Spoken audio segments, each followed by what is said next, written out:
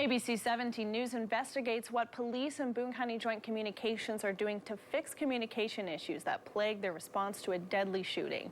That shooting early on July 5th on Volunteer Drive killed 2 and hurt 3 others. We got a hold of reports from both departments that outline how they are working to better communicate with each other. Yo, where are my medics?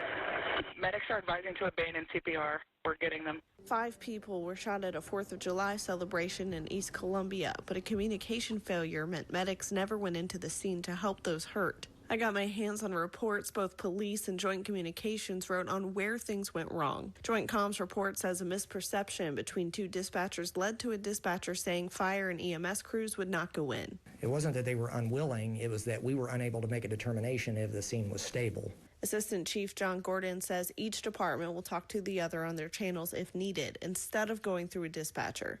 You just didn't talk on another person's radio channel, right? It was just like, that's like walking into someone's house without being invited. With this change, if something is unclear between fire and EMS crews and police, like if a scene is stable, they can directly ask the other for clarification. The units on scene communicate with the dispatcher, who then communicates with another dispatcher, who communicates with the other discipline. So that's kind of a long communication chain for information to go through, and that works a lot of times, but when you have a major event with many inputs coming at you, we've learned that kind of falls apart. According to radio traffic, EMS crews staged here at the corner of St. Charles Road and Grace Lane.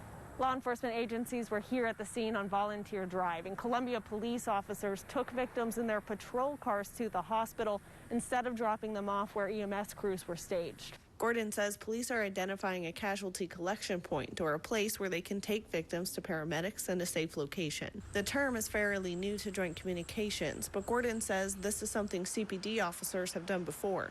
Now the department is working to make sure officers recognize the terminology by implementing it into training. Supervisors have already instructed officers on the terminology in shift briefings. Piper says one of the main issues that prevented EMS crews from responding into the scene was unclear language on whether the scene was stable. Traditionally, that tells us that it's safe for fire EMS to respond in.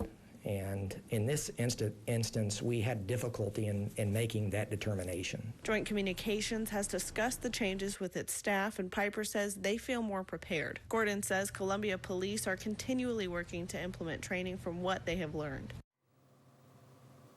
Joint Communications, Columbia Police, and other community partners are continuing to train in the field with each other, and we will continue to check in on their efforts to improve their response to calls.